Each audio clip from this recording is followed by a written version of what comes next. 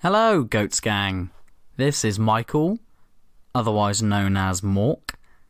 Been known as Moke before as well, actually. There's a little tidbit for you. Now, I'm coming to you actually from the future of this record. Ooh. Because I'm doing the second pass of the edit, and Vinny said he couldn't find a cold open, and could I just sort one out for him? Well, this is the best I could come up with, so I just thought I'd get on, say hello, and tell a few jokes for your listening pleasure. So, here we go. What do sprinters eat before a race? Nothing. They fast. That's a good one, eh? Which knight invented King Arthur's round table? Circumference. Ha! Pretty good.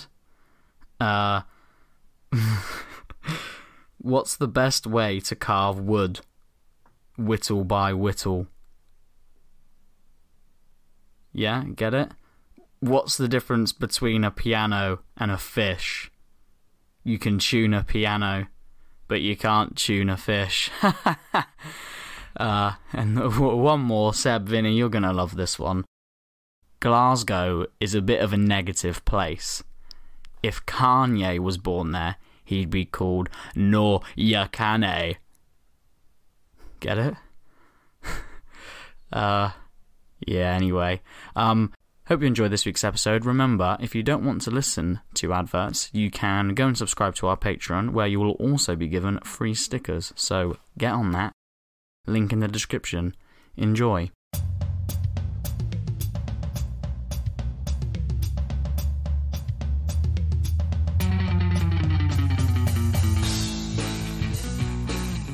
Good day to you, and welcome to the inaugural Goat Games. We have some incredible events lined up. We have classic hobbit throwing, freestyle rap battling, and the new, exciting, incredible event that we have called the Godzilla Climb.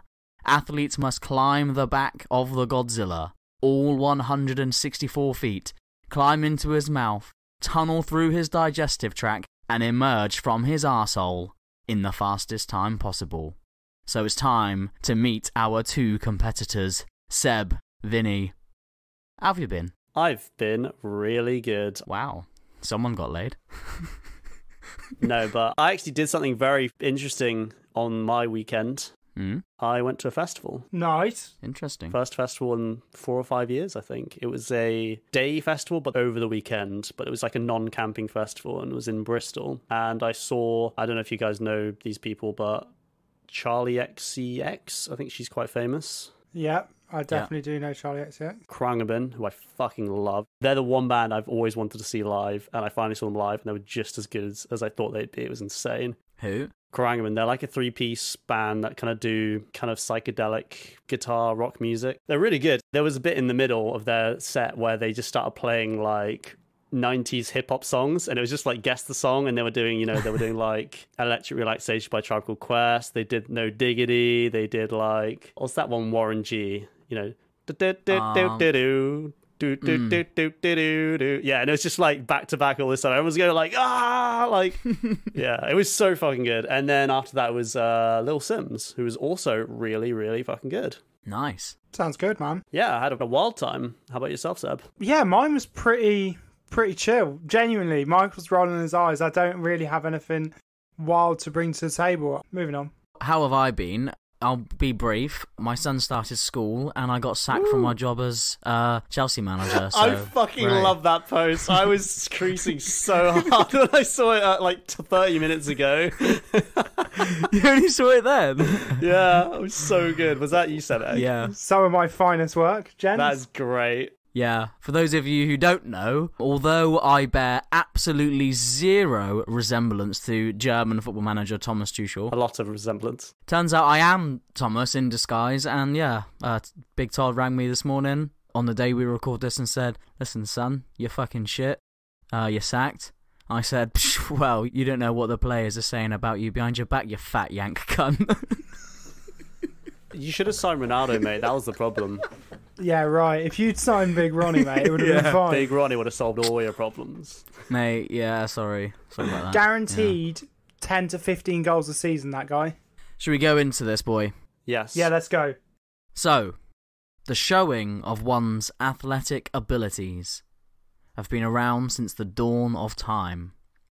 Only the most athletic of early humans would be able to catch enough woolly mammoths to be able to eat and survive.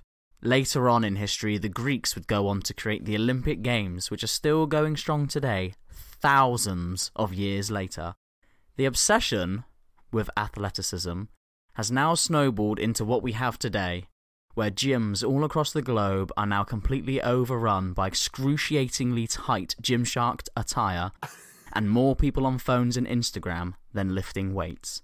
However, on today's episode, we are going to be discussing the absolute peak of physical fitness, determination, and skill, as we are going to be crowning the GOAT athlete.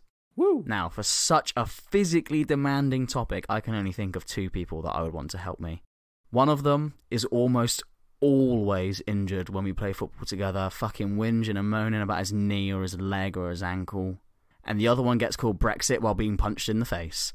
So, which one of you's going first? I'm definitely going first. I'm putting my foot down here. Oh, really? I thought you'd be injured, but here we go. Fuck you, man. So, when I started this journey of athleticism, thinking about the biggest athletes in the history of athleticism, I was actually recommended a bunch of Mike Tyson videos on YouTube a few weeks ago. And I've never really been a big fan of like boxing or like MMA or combat sports really, but I've always quite enjoyed when watching it. So I thought, yeah, I'll watch that. Seems like it'd be quite interesting. And I was fucking flabbergasted. I was like, holy fuck, Mike Tyson was ridiculous. I was just astounded, and I just kept on watching loads and loads of these like short videos, just talking about all these like crazy fights he did, like against something Fraser, like Fraser's son or whatever. I can't remember the names, but like I was like, holy shit, this guy's insane. Like he must be the best boxer of all time. And then at this time, I think I mentioned we should do Go Athlete. And then I started to think like, is he really the best boxer of all time? Because I could pick him. And I looked it up, did some research, and most people say he is not the best boxer of all time. Yeah. But there is a sort of answer most people do say, and it is Muhammad Ali. Yeah. So I started watching a shit ton of Muhammad Ali videos, and I was like, holy shit, this guy was so ahead of his time. Like, all these, like, techniques he was doing, like, I looked up all these things, like, he was doing the dope on the rope technique, for example. I think that's where you just, like, you cover your face and just take loads of body shots and wait for them to tire themselves out. Yeah, doper rope. Doper rope, yeah. Yeah, and he just was just, like, so ahead of his time and just, like, was such a pioneer in so many just forms of fighting within boxing that I was like, holy shit, this guy was insane. Yeah. So I really wanted to pick him, but then I had another little think, and I was like, would I really say the greatest athlete of all time is like a boxer? If you're really good at boxing, you're really good at mainly taking a punch and throwing one back, and, you know, dodging as well, but you can't really transfer those skills to other sports or athleticism. It's a very niche part of athleticism. Yeah, your ability is channeled into like one thing, although they are incredibly physically fit and they can run. Yeah, they can lift quite heavy weights and stuff like that, but I know what you mean. They're not exactly going to excel at pole vault or running or sprinting. Yeah, and it not necessarily. Yeah, exactly. So my next thought, and this is one I really, really, really badly wanted to pick, was the one and only James Milner. Now, I have my reasons for James Milner. Do you know what? I fucking love James Milner. This is the thing. I actually thought it'd be a really weirdly decent shot because he is a very well-decorated player. He's won the Premier League 3 times, FA Cup twice, League Cup twice, Champions League once with Liverpool. You know, he's not the top level of player, but he's a top player. He's done a lot of good stuff. He's always been a good player for those teams who've done crazy things. Can play multiple positions as well. Exactly, and the angle I was going with that is he is like a very decorated player, but also what I've been told, especially from you, Michael, is that even though he's like in his mid-30s, 37, 36, he's still considered the most physically fit player at Liverpool. Like, he apparently always beats everyone at like the bleep tests and stuff like that. Yeah, they have this like pre-season run thing where they have to run until they stop or something.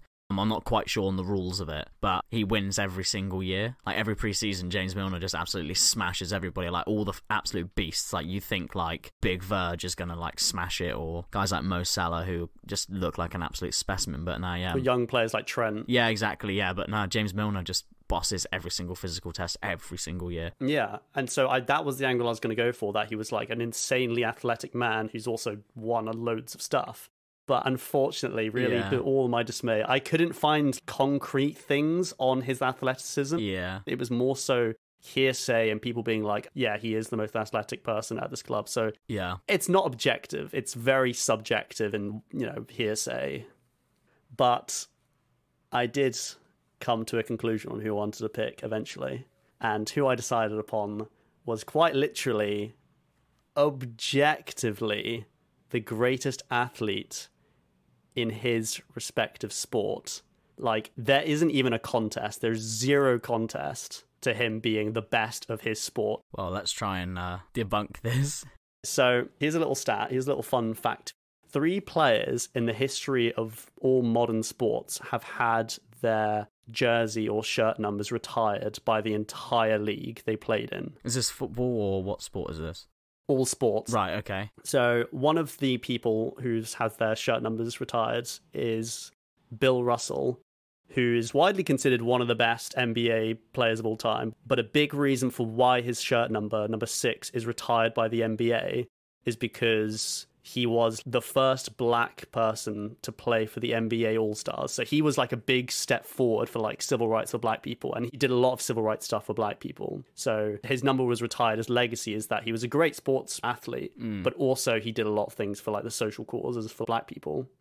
And the second person was Jackie Robinson, who's pretty much the exact same thing, where he was a baseball player, and he was in fact the first ever black player to play in the Major League Baseball. And he was also a very good player in his own right, like one of the GOATs. Yeah. But the third guy is a white man. And as far as I'm aware, he hasn't really done anything to do with social causes. You're telling me he's done nothing for rights for whites? Oh no. What a despicable human being. But yeah, his number was retired by the league. Like, as soon as he retired, his number was retired by the entire league, purely based on the fact that he was so miles ahead at the sport than everyone else was. And so they just retired his number, purely based on his sportsmanship and his athleticism. And that player was a Canadian ice hockey player by the name of Wayne Gretzky. Ah, I recognise the name. I've only heard that name from The Office. Yep. What's the quote? You miss 100% of the shots you don't take. Wayne Gretzky, Michael Scott. Nice. Yeah.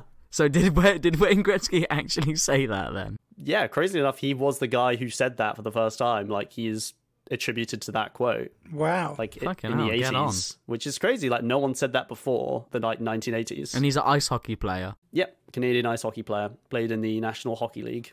Oh, can I tell you a fun fact I learned about recently? Yep. Just on the subject of you miss 100% of shots you don't take. So, did you watch TIFO? TIFO football? Yeah, I fucking love Tifo. Did you watch their thing on Harry Kane? Which one? So, Harry Kane was told by Jermaine Defoe this, like, backwards logic maths that Harry Kane has, like, carried forward with him for the whole of his career. And it's like, no one should tell Harry Kane because it'll, like, break him. Because basically, he believes that mathematically, he is more likely to score his second attempt on target. If his first one misses, he's more likely to score the second. So in his head, it's like, well, it's 50-50 heads or tails, right? If the first one lands on heads, then it's more likely to be tails the next go. No, it's not. But obviously that doesn't work. That's not how it works. But that's how he thinks it works, which has given him this, like, confidence boost, which is why he tries all these really outlandish, like, first shots of a match where he'll just fucking volley one from, like, outside the box. It'll go skywards, hit row Z, and he's like, got that one out the way. that's the one that was always going to miss. So now my next one is more likely to go in. It's like that joke from Blackadder where Baldrick has a bullet with his name on it, and he's like, well, what's the odds of there being 2 bullets with my name on it? It's the same stupid logic. Oh my God. He's like, well, if I boot one over the bar, the second one's definitely going to go in. I know he can't speak English, but I didn't know he was a complete fucking idiot. It's the gambler's fallacy, yeah. It's thinking that your odds are dependent on the previous results when they're not. It's completely independent. Taking a shot of a football isn't like a defined thing anyway. No. It's not like gambling anyway. Every single time, of course, can be different because you're kicking a ball from a different spot. Like, it takes 0 brain cells to work out that's nonsense. But what I love about this story is the idea that Daniel Levy is like paying for some sort of like assassin with a blow dart to just blow dart anyone who tries to tell Harry Kane. They're like, Harry, have you actually thought about it? It's like, fucking don't tell him, you little shit. Harry, you know you're fucking stupid. It's like, technically, that's quite a common Yeah, if anyone did tell him, he might actually lose some confidence. I'm sure he would. I'm sure he would. It's a weird thing. I think just confidence is that fickle. It is.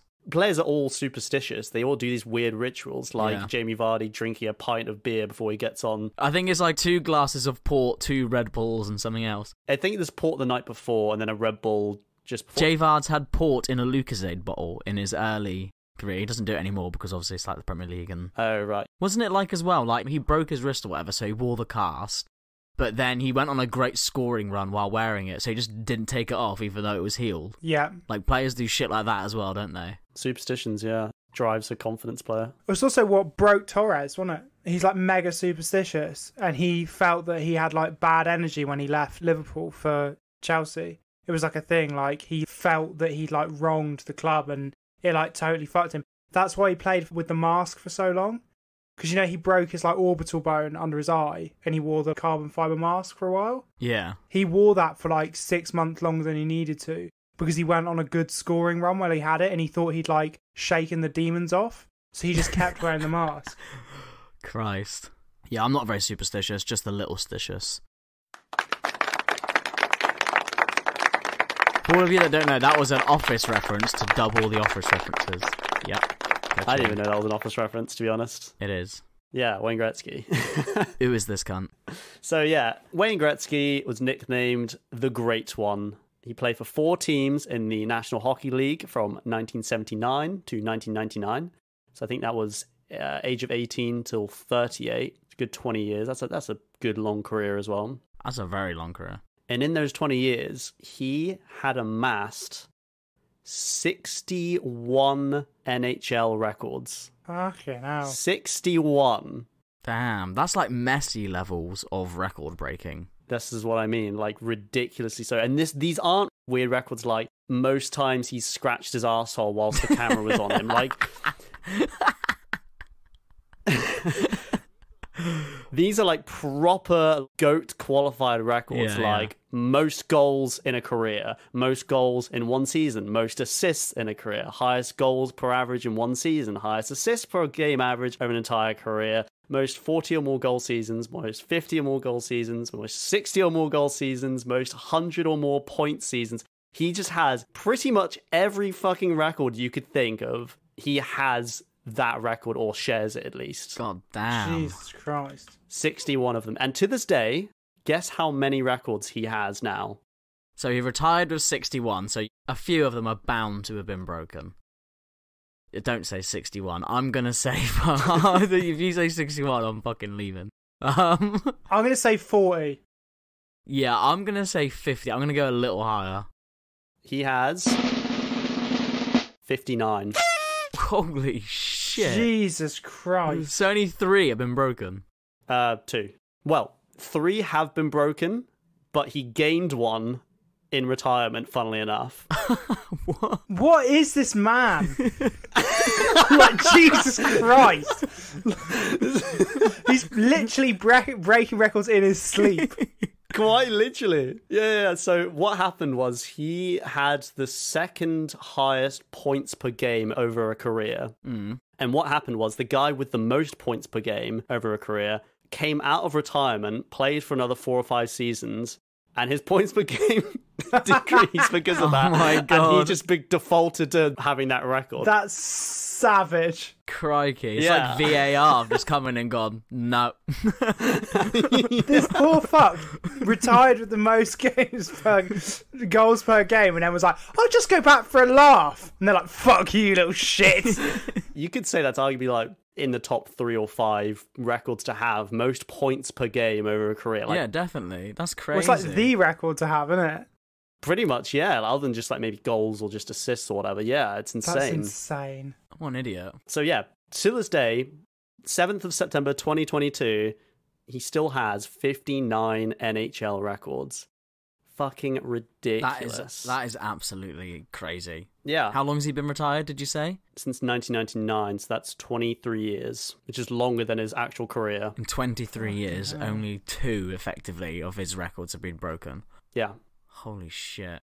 Yeah, that is like Messi levels of ridiculousness, isn't it? This is what I mean. Like, this guy is so objectively the best ice hockey player of all time. There is no contest. So if you compare this to other sports where you have other sports people where you have people where it's like most people consider this person to be the GOAT of that sport.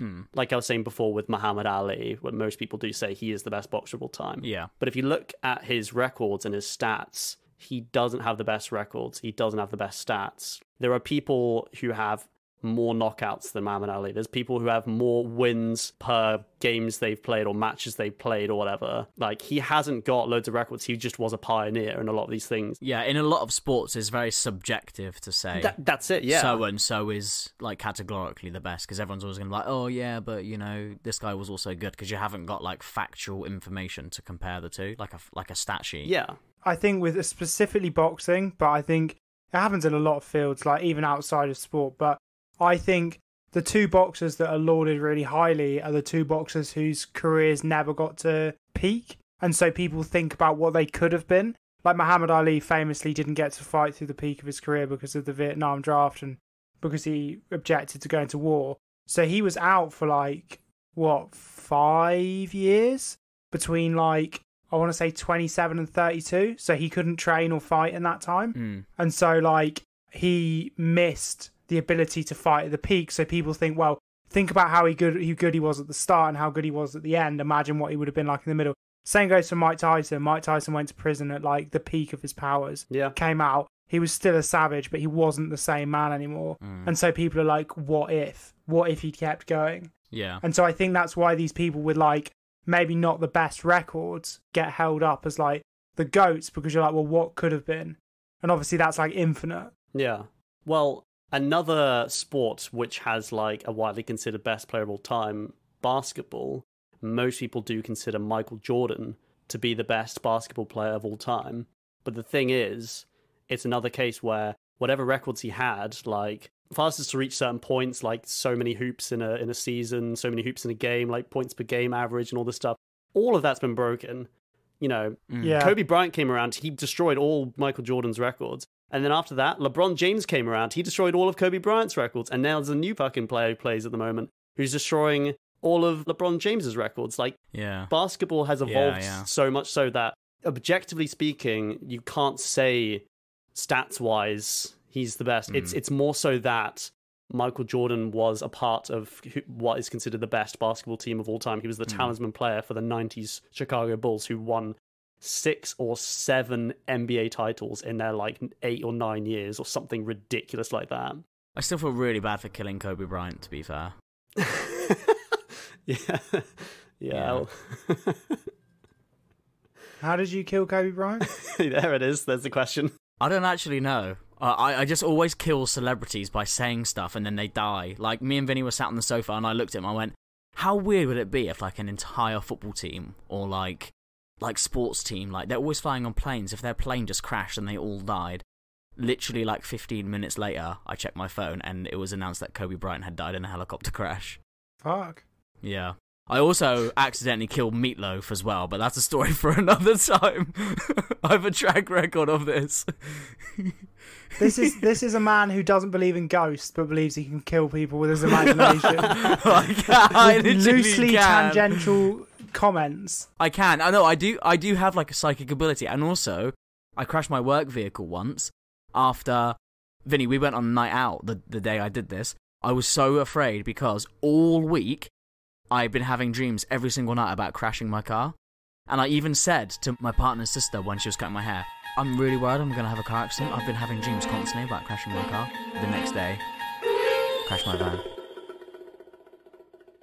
Well, you are supernatural. Yeah. And you do have godly powers, and I do fear you. If anybody does me wrong, that's all I'm saying. I'll fucking get ya. I'll fucking talk about you dying in a car accident the night before. Then you'll die of a fucking ligament tumor or something. Right, anyway, Wayne Gretzky. Wayne fucking Gretzky. There's not much else I could say about him other than just like, there's just so many just things in the sport that have just paid homage to this man because he was just so by and far and away the best player of all time. He had a rule named after him, for example. In 1985, the NHL decided to introduce... Now, I don't actually understand any of this because I don't really understand ice hockey that well. I kind of understand the rules a little bit. Like, I know how assists work. So if you pass the puck to someone and they pass the puck to someone else and then they score, you get an assist. So it's like 2 people get assists for every goal. Right. That makes sense. It's apparently a way of giving goalkeepers stats. Yeah. Or else they just wouldn't get any assists or goals. I think that would make sense in football. They do that in football, pre-assists. Well, yeah, but I'd never hear about it. you don't hear about it. You can find data for pre-assists if you're a big enough fucking nerd. Because, like, I reckon someone like Christian Eriksen or Michael's favourite player of all time, Luka Modric, would probably have way more pre-assists. Yeah, no, you're right. They do have a lot because they do all the hard work. Yeah. They give it to the guy in the wing who just does one pass, gets the assist for it. Or like, someone does all the hard work and it takes a deflection off someone, but that guy gets the assist. So that's why they brought pre-assists in, yeah, for that exact reason. So I think that's a great rule. I think we should talk about pre-assists more often. Yeah. Let's normalise pre-assists. Normalise pre-assists. Normalise pre-cum. Oh, we were all thinking it, Vinny. We were all thinking it. Yeah. Anyway, the Gretzky rule. Okay, so in 1985, the NHL decided to introduce offsetting penalties when neither team lost a man when coincidental penalties were called. Gretzky held a press conference after winning the Hart Memorial Trophy, which I'm pretty sure is just the season's MVP trophy, where he criticized the rule.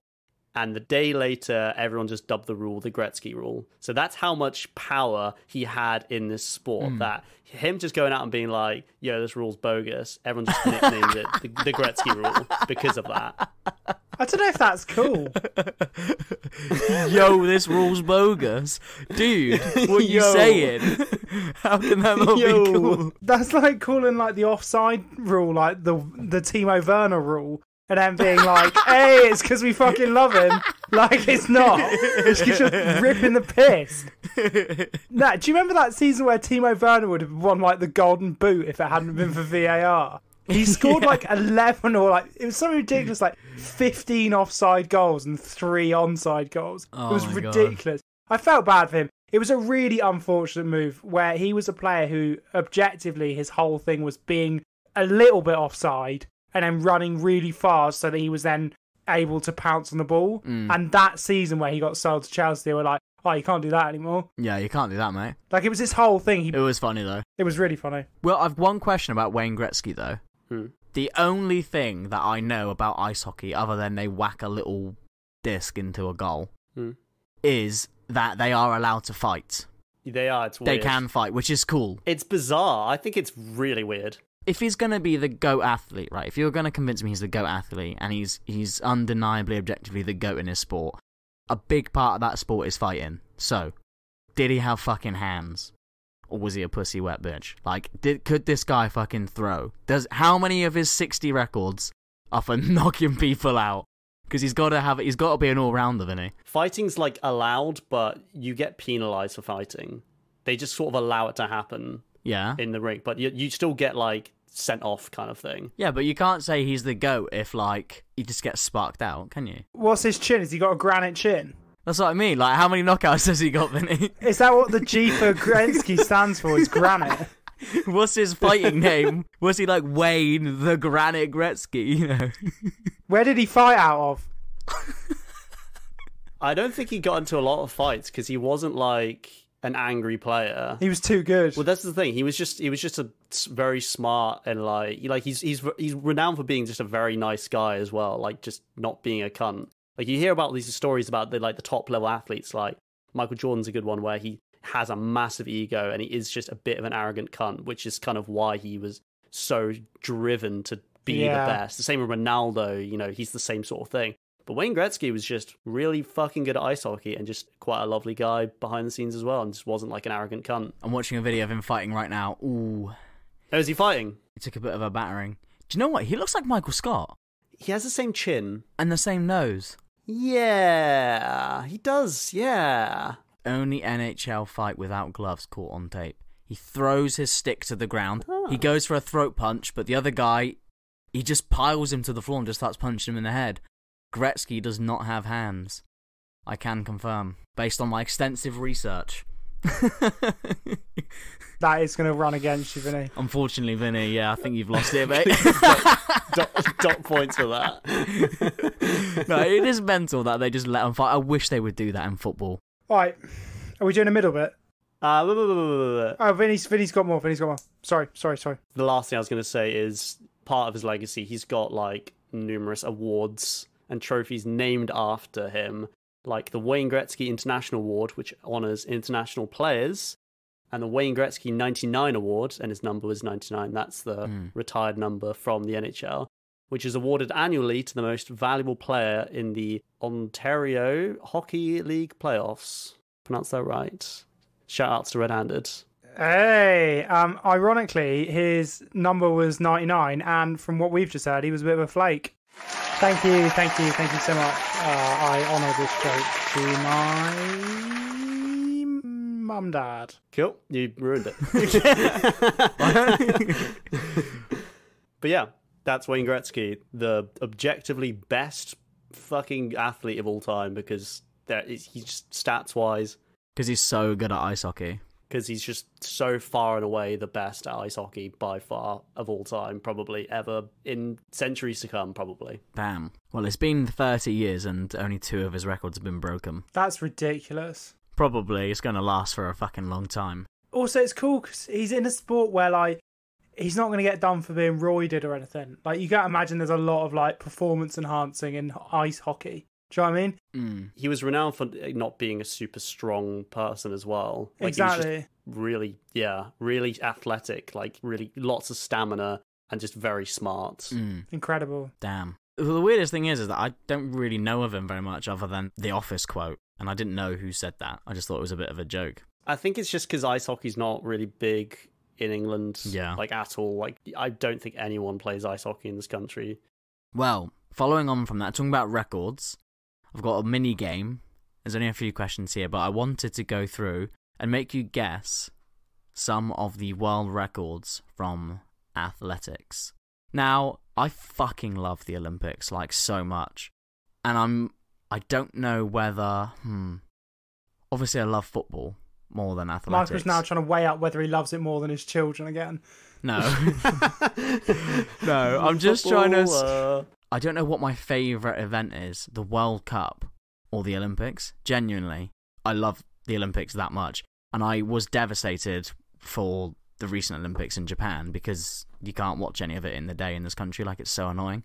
London 2012 was the greatest 2 weeks ever. Me and Vinny just sat at home in my house for 2 weeks straight watching the Olympics, basically. It was... Playing Minecraft as well. It was crazy. It was the best time ever. That was great. So, in honour of that, I've got some records here. I've tried to pick some. I haven't done men's 100 metres, because we're all going to know that. So I picked a few ones that we might not know the answer to straight away to make you guess, to crown a winner of you two, seeing as these games are becoming a regular feature on this show. So the first one I've got, Vinny, I'm going to ask you first. Okay. The women's 100 metre. How fast? World record. World record. I'm going to go for 10.9. Seb? I'm pretty sure it's around the 10.5 mark. You're going 10.5, are you? Yeah. Seb, you are correct. 10.49. Yeah, I thought it was. Yeah. That might have been a bit of an easy one for Seb, but what I found interesting is that record has stood since 1988. Wow. It's just Fucking like hell. nearly 40 years. That's fucking ages. Next one. Seb, you can go first now. Men's high jump. How fast?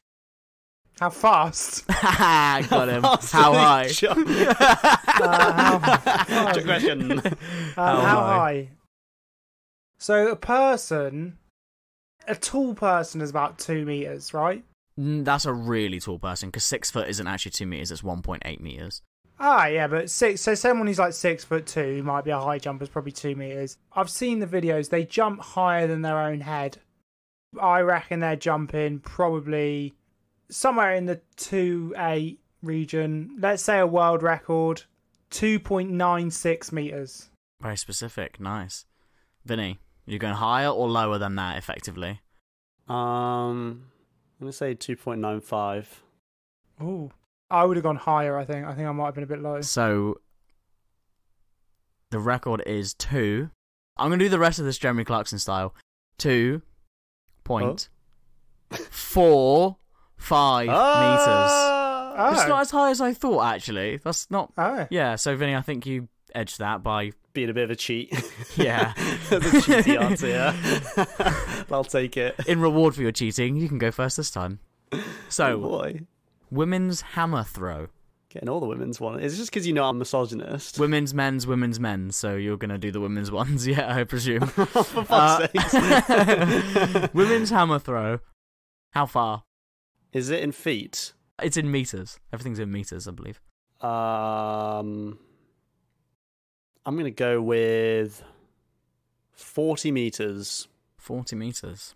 Yeah. Seb, higher or lower than 40 meters? I'm going to say higher. I'm going to say... Because in my head, when they've got those little the sort of... The big triangle, Yeah. whatever it is, the sort of semicircle that goes out and out and out. I reckon I've seen that go up to like 6 when someone's wanged it. 6 meters. No, 60. Like, I reckon I've seen a 60 written on the grass. Famously, they do it in the middle, don't they, while the people run around the track at the same time. Yeah. So do you think they could hit the people running around the track? Because that would be like 100 meters, wouldn't it?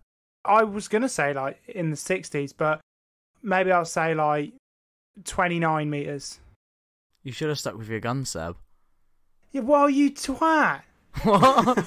You absolute dickhead. I wasn't I trying knew to it's gonna- It's like, right, it's like probably like 60 point... I wasn't trying to Get bait you. baited. All I No, was what saying... is all this bullshit about? Oh, they're not going to hit the people. I are was they, saying, do you fucking think they idiot? could? That's about 100 meters or so. So how Well, close obviously, do you I reckon don't they think get? they could because they wouldn't fucking do it if they could, would I? So then I was like, well, I'm obviously well out. If he's bringing up the fact that you were basically suggesting that the neck of the woods I was guessing at, people with lives would be at stake. So I thought, well, it's probably not going to be at that end. You know, if it's going to go start flying into the crowd, that's probably over the top, isn't it? So I'll bring it down a bit. If it's in, is it 60? 82.98 meters. Oh, you fucking... Holy shit. What is that? What is you dickhead? I didn't mean that was no malice. I didn't mean to do that. What? How did you not? What, I don't know. that's I was like just me trying to being like describe the area where they That's throw like- the thing. That's like if you were trying to guess the 100 meters time and you said like, I don't know, about 9.5, and I was like, well, if he ran sort of 9.4, his legs would explode. Like, it's just like, it's obviously going to throw me off, isn't it? If you're like, well, physics-wise, you can't actually go no faster than 9.49, so... That's Yeah, like the so speed of like, light, it's yeah. literally physically impossible, you dickhead. Like... Fucking no. Holy moly. Well, yeah. Shab, it's your turn now. Absolutely sick. This will be the last one. Men's long jump. And yeah, I'm going to say something and Michael's going to be like, well, if they jump further than that, they're going to fucking jump out of the stadium, aren't they? So I reckon... Oh, fuck it, I don't know. 20? Nah, I reckon 13 metres. 13 meters. Vinny. Higher or lower than 13 meters? Men's long jump. Do you know what it is? I'm trying to remember. Are you trying to remember Mario and Sonic at the Olympic Games? How long? Yeah, I'm trying to remember Mario and Sonic Fuck's in the sake. Olympic Games. I played a lot of that game in like 2009. How far could Sonichu jump? I'm going to go with 11 meters. 11.2. 11.2. Well, you're both wildly out. Is it like 60 or something? Because I was watching a video before this where they were saying, like, they're not sure whether it's actually physically possible to jump further than 9 meters. Oh. And the little sandbank is like 9.2 meters long. Oh, shit. And the world record is 8.95 meters. Oh, wow. So close to the 9 meter mark. Yeah. And I thought that was fucking ridiculous. 8.95 meters. Think that's like 3 or 4 6-foot people stood on top of each other. Well, the thing is, I'd be amazed if it was like 3 meters. I'd be Yeah. like, fuck me. 3 meters? Yeah. Imagine jumping Like- 3 fucking meters. Now I'm looking at it, actually. I reckon the room I'm in is probably 3 meters. And I couldn't jump that. And they're jumping that times 3. It's crazy. So, Vinny, technically you're right there. So, Vinny is Yes. the winner. I'm technically Seb. the winner. Hard luck. I tried to help you. No, you didn't. You tried to throw me off, you little tit. And it worked. But 8.95 meters, I actually writ next to that, holy moly. It's like the wow I thought signal. that was fucking ridiculous. It's Insane. You know what I mean? Like that wow signal. Yeah. Holy moly! Imagine if it had been Michael. The holy moly signal. Yeah. It's also such a sign that you've had a kid when you start swearing in, like, TV talk. Like, Jesus macaroni! Like it's Fiddlesticks. fiddlestick. Holy moly.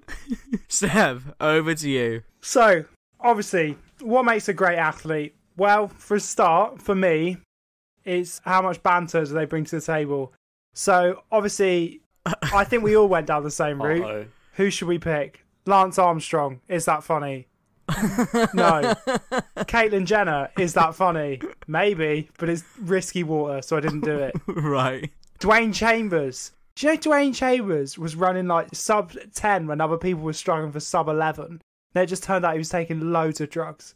Like, so many. Yeah. Like, his piss had muscles. It's insane. And I was like, maybe I should do him.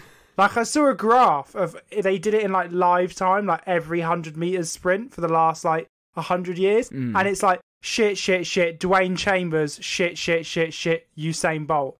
Which brings me to Usain Bolt. Thought about it. Boring, innit?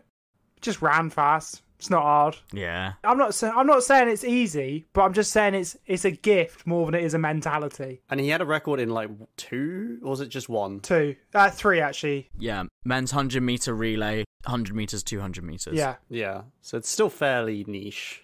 yeah, and He did do the triple though. well, he did do the triple, and then one of his teammates was doping. Usain Bolt was doping, and they let him keep his medals because they wanted him to be the triple. Oh, Usain Bolt didn't dope, did he? Yeah, So but he that's still fine. won the medal for a team event.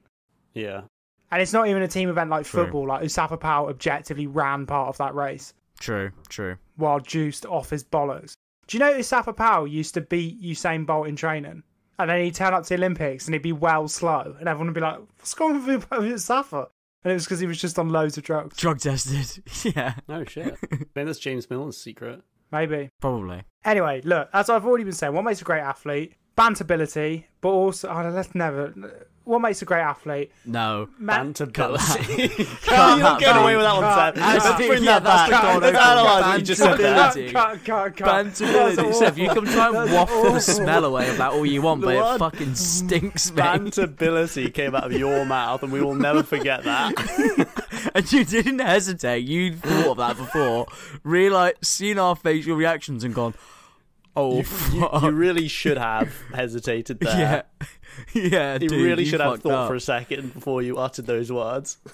It was at this moment he realised he fucked up. His bantability went down. Bantability. Seb, -1 bantability for you, mate, on top jumps. Go to banter jail. Do not collect 200.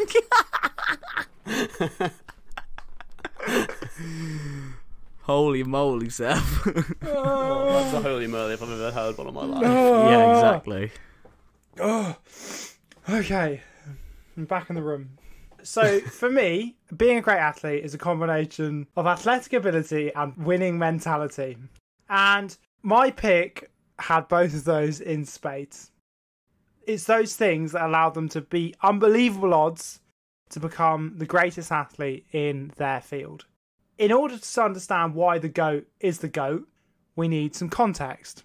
As we've discussed before, my upbringing was like half hippie, half white trash chav.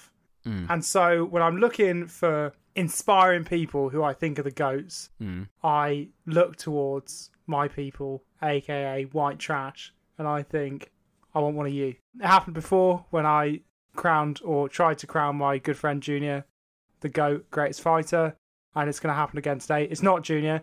I did consider doing his wife Daphne, who is also fucking mental. Saw her on a couple of weeks ago. That was terrifying, but it's not her either. So I wanted someone who was white trash, and it should have held them back, but it didn't. And so I have an athlete who genuinely is close to my heart. Genuinely. The world of figure skating at the time that this happened, and to be honest with you still now, is really snobby. It's like well snobby. And that is ramped up tenfold when it comes to women's figure skating. In women's figure skating, the judges are looking for, because it's a subjective sport. It's not like football where you can score a goal or whatever. It's like dance or skateboarding or something like that. And as a result, the judges look for a very specific type of person, and that person is the quote-unquote ice princess. It's a term that's used throughout ice skating. And basically what they want is a dinky little girl who's well-spoken, comes from a good background, and makes figure skating look easy. It's supposed to look dainty. It's like dance. And they're like young, dainty, well-spoken girls. That's all they want, from a good background. And my pick was only one of those things. That's a young girl. She wasn't dainty, and she wasn't from a good background. In fact, she was built like a brick shit house. And I'll go and talk about that in a bit. I'm, of course, talking about the one, the only Queen of the Chavs, Queen of the Hillbillies, my personal white trash icon across the globe, Tonya Harding. Absolute beast. So a lot of you will know Tonya Harding from the less savoury bits of her career, and I will briefly touch on those, but if you want to listen to that properly, listen to the Red-Handed episode that the people I work for did. Covers all of that in detail. I don't want to cover that here. I don't want to cross those two wires. These two shows are very separate. I'm just talking about her athletic ability. So I'm just going to concentrate on why she was literally a fucking beast. She's an animal. So Tonya was born in 1970 in Portland, Oregon, which is a really, really run-down, deprived part of the US. Her dad was an alcoholic who struggled to hold down her job, and her mum had to have several jobs to like make ends meet. She, growing up, even when she was a child, was obviously like a born athlete. She liked doing things like hunting and drag racing. She was naturally stronger and fitter than her peers. Like, honestly, she could have been the GOAT at any sport she picked. Unfortunately, probably, except the one that she did pick, which is the one where they don't want you to be unbelievably athletic, which is ice skating. As I've already said, the ice skating judges want to see an ice princess, and Tonya wasn't an ice princess. She was like an athlete, but that didn't hold her back. She trained, and even as a child, she trained like a fucking animal, partly because she was a machine, but partly because her mum was very intense and like borderline abusive. She wouldn't even let her off the ice to piss. She'd just make her piss herself on the ice. That is horrible. Yeah, she didn't make her like shit on it, but she did have to piss on it. She didn't make her shit on it, but she did have to piss on it. If you want to clip that up and put that in other contexts, please do. Yeah, that's a little ringtone for you all at home. And off the ice, Tonya's mum was pretty fucking horrible as well. She was like pretty abusive. So Tonya pretty much learnt to skate in the school of hard knocks. She did it the hard way. And in her early teens, Tonya started skating on the US competitive circuit. So like the big leagues, like the big skate scene. And I think the term burst onto the scene is used probably too liberally. I think Roy Keane would probably agree with me. Shout out, Micah. Shout out, Micah Richards. But Tonya did quite literally and figuratively burst onto the scene. She was a force of nature, and the skate community just didn't know what to do with her. She was this like fiery teenager with a mullet, and she used to sew her own costumes because she couldn't afford to buy them. And she was just too muscular and too powerful of a skater to fit the like traditional mold. And on top of this, she would like perform to like rock music, like Meatloaf and like ZZ Top, and then like also shout abuse at the judges who she felt underscored her, which I think is hilarious. Like, she's just this, like, burly fucking chav. Like, fuck you, fuck this, fuck that. And it's all these, like, dainty little ice princesses. I just think it's funny. But on the other hand, because she was built like an athlete, she was landing tricks and putting together combinations that were just, like, a different level. It was like a different sport. Like, she was treating it like a sport and they were treating it like a dance. Like, she would turn up and just land things that, like, they couldn't even think of doing. But she didn't make it look easy. And that's because they weren't easy. They were really hard. And she would get scored down because of that. So she would land a trick that no one else on the ice could land. But they'd be like, yeah, but you did look a bit wobbly. Yeah, so, like, she's pushing the limits of, like, what's physically possible for an ice skater to actually, like, physically achieve. Yes. But they're like, yeah, but you're not very pretty. It's not very pretty, so you get -1. Not making it look super easy, yeah. Yeah. Exactly. That's literally the whole issue of her career. So in her, like, late teens, she moves out with her long-term abusive boyfriend, who's called Jeff, or aka Jeff the cunt. Jeff is a cunt, and we'll come on to that later. It's like the creepypasta Jeff the Killer, but just Jeff the Cunt. Jeff the cunt, mate. Jeff the cunt. But as a result, she was able to drop out of high school, so she didn't even finish high school, and was able to train full-time. And as a result of this, she just doubled down on doing the shit that no one else could do. She wasn't like, I'm going to get more dainty or anything like that. She was just like, I'm going to just start doing shit that literally no one can even fucking think of. And famously, as a result of that, she turned up to the 1991 US National Championships, and it was just like something people hadn't seen. Like, she was, like, you see the lineup, and it's like child, Victoria's Secret model, a UFC fighter. Like, she has like a full Francis six-pack. Ngannou. Yeah, literally, like, she has like massive biceps, huge shoulders. She's actually ripped. She has like a full six-pack.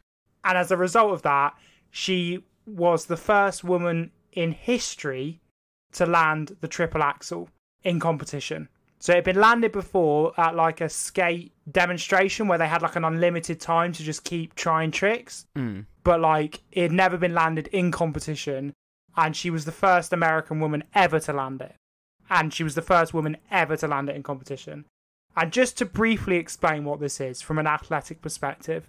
So obviously, I don't know much about ice skating, so I did some research. And every other ice skating trick, so you know how they leave the ground, they spin and they return to the ground. The way they do that is called picking. And so you know on a pair of ice skates at the front, they have those like teeth on the blades? Yeah. What they do is they skate really, really fast and they dig their blades into the ice. And in the same way as like if you grab the handlebars or you grab the brakes of your bike, it sends you flipping forwards. Yeah. They use that momentum by stabbing into the ground to like send them upwards. So it basically like shocks through your knees and fires you up into the air. Sure. So you're not necessarily jumping with your thighs. You're just using the momentum. I'm not trying to make it sound easy. Like, it's fucking hard. But like, that's how they leave the ground. On a triple axel, you don't do that. You skate backwards, you don't pick into the ground, and you just jump and throw your leg into the air, and using the momentum of your body, just off jumping, you spin 3 times and then land forwards on the other side. So you actually effectively roll, because it's an axle, so you rotate 3.5 times. And then do you land on like 1 foot and your legs like that back that way or whatever? Is that it? Yeah.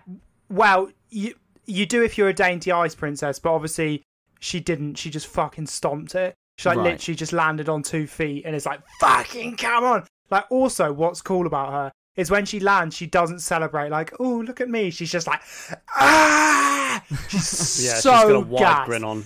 Yeah. She's I like, just watched the video, yeah. Yeah, she's like gripping her arms. She's so gassed. Just to put this in perspective, there's a film about Tonya Harding called I, Tonya, which I'd really recommend everyone watches. It's fucking phenomenal. Yeah. And in that film, they couldn't find a stunt double who could do a triple axel. So they had to CGI it. Really? There was not a stunt double on Earth who could land the triple axel. That's how far ahead. And she did this in 1991. That's ridiculous. Like, it's unrivaled. Like, it's like she turned up and just skated in a way that no one has skated before or since. She turned up an athlete to a sport where people just wanted an ice princess. Like, she was leagues above. Like, she was leagues above. And because of that trick, she won the US National Championships, despite the fact that everyone wanted her not to. They literally just couldn't stop it. Like, no one could do that. And then she went on to land the trick again at Skate America and again at the World Championships, making her the greatest skater in the US. Well, she came second at the World Championships behind a woman called Christina Yamaguchi, and it was Christina Yamaguchi's last ever World Championships, and she'd won like every year for fucking so many years. Yeah. And a lot of people think they just gave it to her as like she was, because she couldn't land the triple. She Ukrained England like at the Eurovision. She Ukrained Tonya Harding. Unfortunately, from there, things went kind of to shit.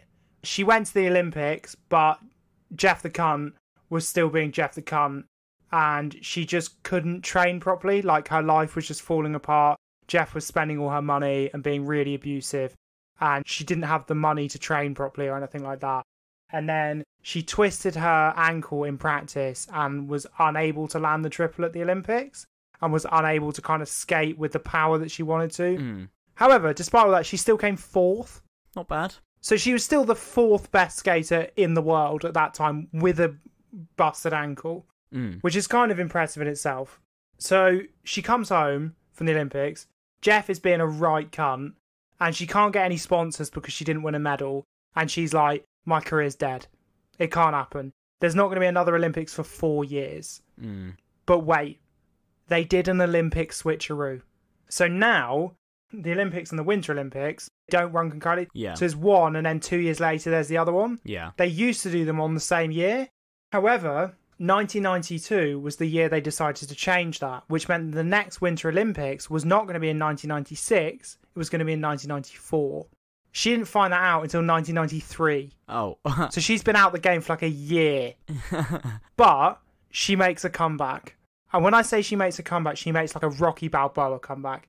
She has fully given up. She's smoking. She's a waitress. She hasn't been training at all. She hasn't stepped on the ice for like at least 6 months. She gets back together with her old trainer. They say this in her documentary, in her autobiography, all of it. There's videos and stuff of her running with sacks of coal on her back, like a nutcase. Like, she's running through the woods. She's hitting tyres with a sledgehammer. Like, literally, yeah. She's gone, like, full Rocky mode. She's running up big flights of stairs. All of it. Exactly. You just imagine it, yeah. Like, literally, she trains her tits off, and she turns up to the next US Nationals. She has to win the Nationals to get into the Olympic team. Yeah. She turns up, and, like, if I said the last time looked like a bunch of children and Victoria's Secret models and then a UFC fighter, this is like a bunch of models, children, and Dwayne The Rock Johnson. Like, she is just so hench. It's unreal. Like, she is just an athlete. Yeah. She's got full-on fucking arms. She looks like a boxer. And she turns up, and she's totally changed tack. Like, she's doing all her technical shit, but she's not going for the triple where she might fall over. She's still pushing the limit. She's still doing things that other people can't do, but she's not doing things that even she might not be able to do. She's like, right, fuck you.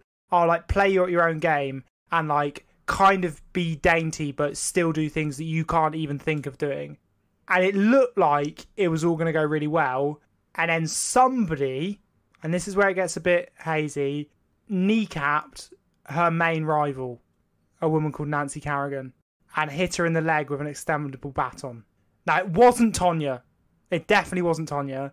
But it was someone Jeff the Cunt had paid to do it. Right. Tonya might have known of the attack, though.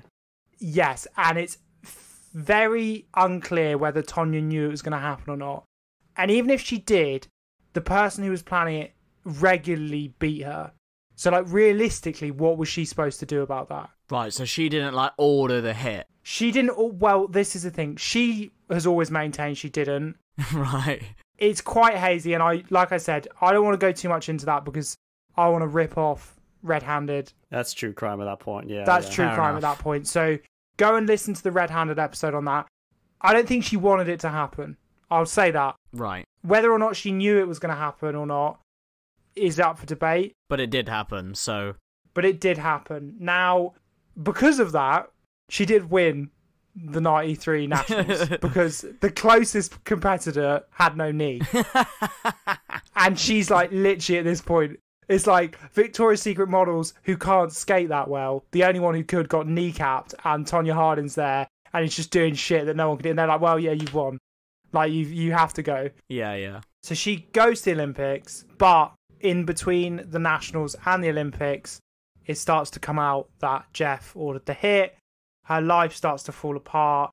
There's so much pressure on her. Like, what, she doesn't have a place to skate because she's not a sponsored skater. She has to skate in her local ice rink, which is in the middle of a shopping centre. So it's just full of news cameras all the time. She gets pestered on the way there. She gets pestered on the way back. There's people knocking on her door like all night. At one point, they get her car towed just to get a reaction out of her. Like, they're just hounding her. Like, it's a media circus. We all know what the media can do to someone. And they just don't leave her alone. She's not living with Jeff at this point. They've broken up. Yeah. But they're still just hounding her. And she just turns up to the Olympics, and it's just not right. Like, she's lost it. Her momentum's gone. And then, as she's going out to skate, the lace on her skates breaks. And famously... Well, exactly. The lace on her skates breaks. There's a really famous image of her doing, like... This is how fucking athletic she was. She's like doing the splits to get her leg up onto the judges' table to show them that her lace is broken. And there's this really famous picture where she's like crying, pointing at her laces, being like, my lace is broken.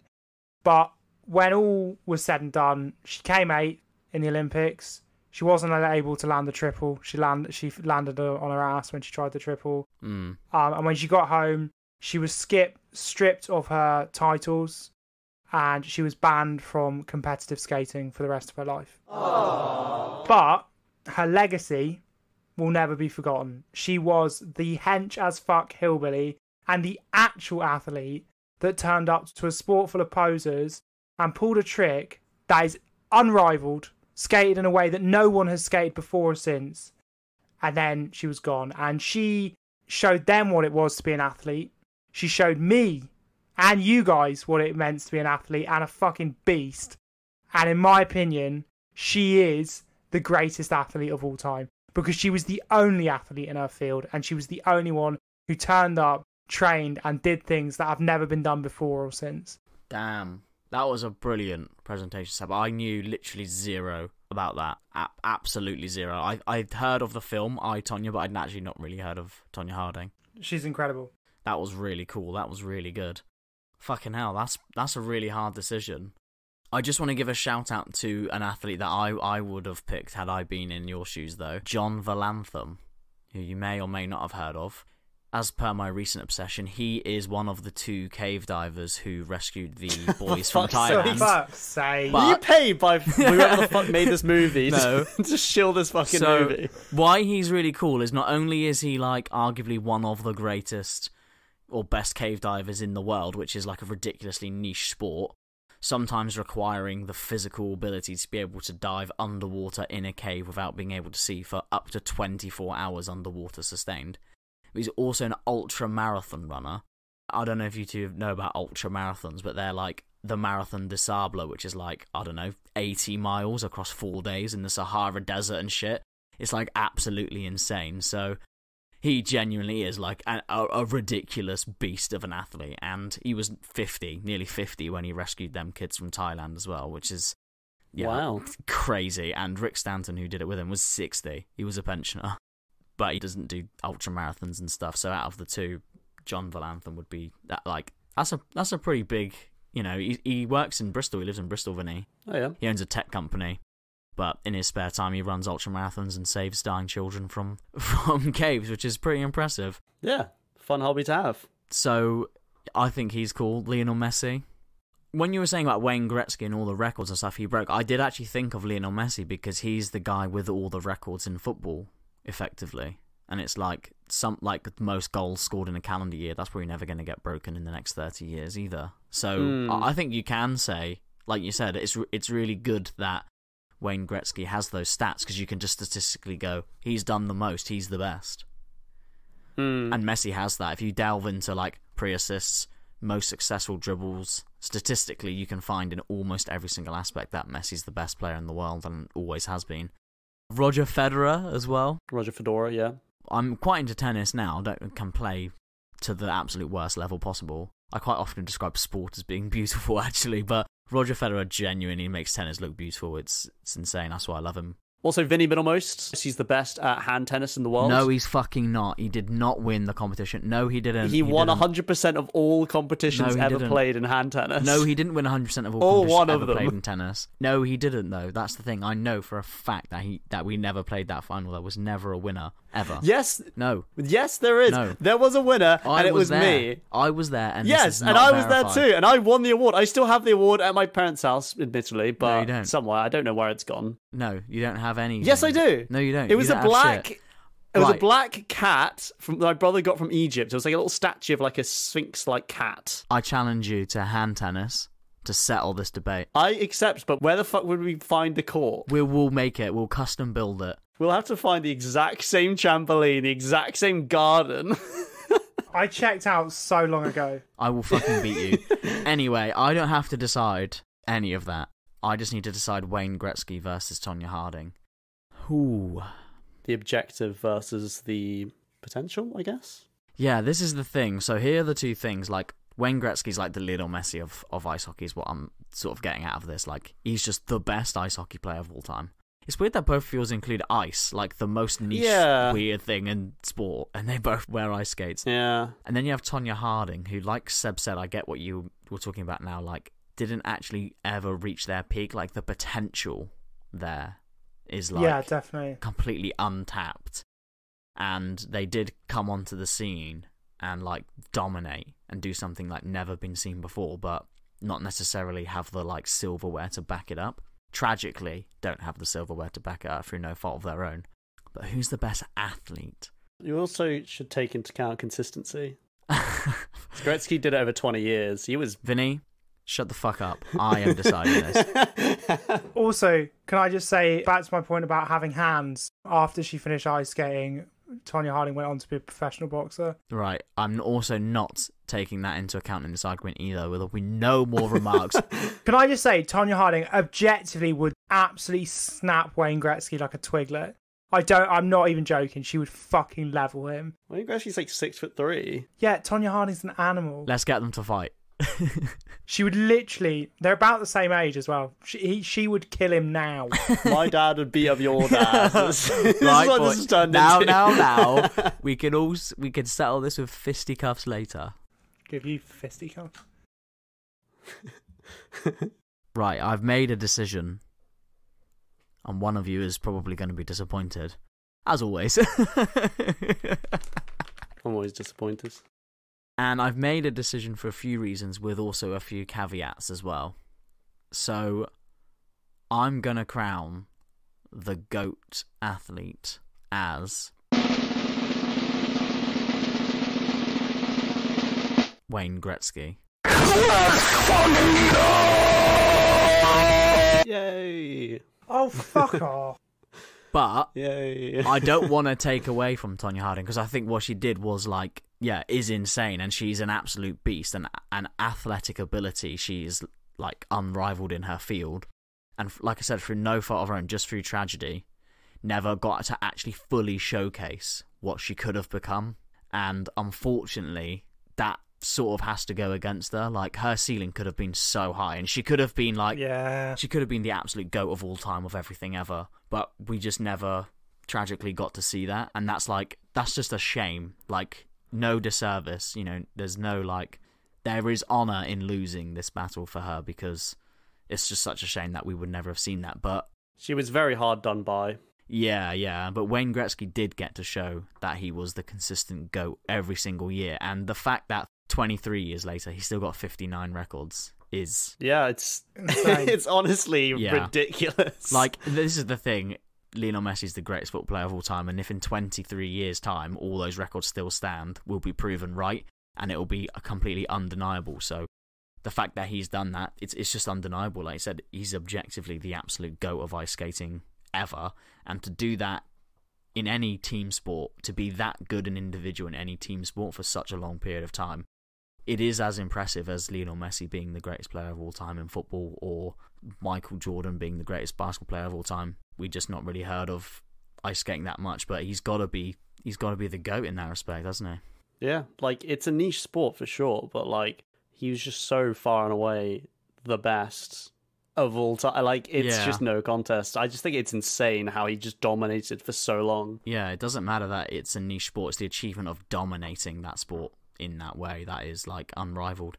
And Seb, I hope you're not too disappointed, because no, I'm not. The thing is that's the tragedy of it, isn't it? I think that's a good takeaway from it. That's the thing. It would be almost a disservice not to mention that we don't know where she could have gone. She could have gone and done like the triple.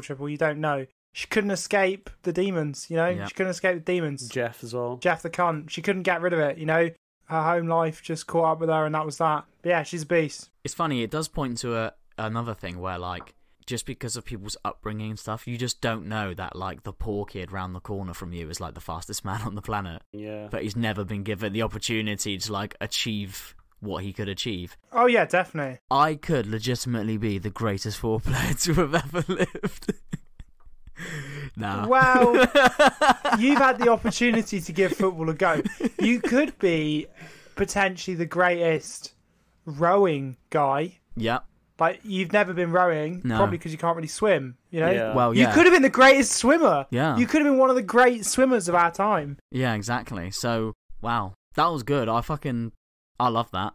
Absolutely love that. Love both your stories, because I didn't know anything about either of them. And I'm definitely going to be watching some Wayne Gretzky clips tonight and some Tonya Harding clips as well. I'll probably watch that movie, I, Tonya. So. Watch the film. The film is fucking good. And if you want to know more about the... I really want to watch I, Tonya as well, yeah. Really, really amazing. And if you want to know more about the criminal bit, listen to the Red Handed. Check out Red Handed, absolutely. Cool. Well, that is the end of the show. Next week, we have got... GOAT's fictional villain. So there will be no Gaddafi, no Hitlers, no Fritzels. No David Camerons. Oh, God, yeah, no Bojos. We should shout out our new Patreon. Oh, yes! Let's all say it all once. Mr. Lewis Brown. Brown. We all sounded like we were deaf. Thank you, Lewis. I will be posting you some exclusive GOAT stickers to your home address, because I know where you live, and you'll have them hopefully very soon, maybe even by the time this comes out. Thank you very much for supporting the show, and if you want some exclusive GOAT stickers as well, and for us to mention your name on the show and love you dearly, join the Patreon. There will be exclusive content on there. Like us on Instagram, because the Instagram's popping off. Someone on that Instagram account is making, like, graphical content that's light years ahead of its time. It's banging. So follow that. Strange man who does all that crazy content. Who's that stranger? Also, we're doing another live recording in a month and a bit. Yeah. So we'll probably do some fun shit then. We will, absolutely. Hell yeah, can't wait for that. Other than that, nothing else. Boys, should we sign off? Listen next week. Love you, bye. Love you, bye. Love you, bye.